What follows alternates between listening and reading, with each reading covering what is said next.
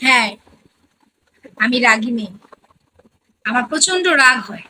ছোট্ট থেকে ছোট্ট বিষয়ে আমি রেগে যাই। আমি কম্প্রোমাইজ করতে পছন্দ করি না। হ্যাঁ, আমি বেশি কথা বলতে পছন্দ করি না। হ্যাঁ, আমি নিজে যখন কথা বলি তখন কাউকে কথা বলতে দেই না। হ্যাঁ, আমি চুপচাপ থাকতে পছন্দ করি না।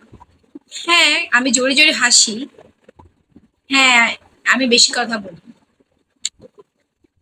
হ্যাঁ, আমি আমার ইচ্ছা মতো চলতে পছন্দ করি। হ্যাঁ, আমি প্যারা দিতে পছন্দ করি।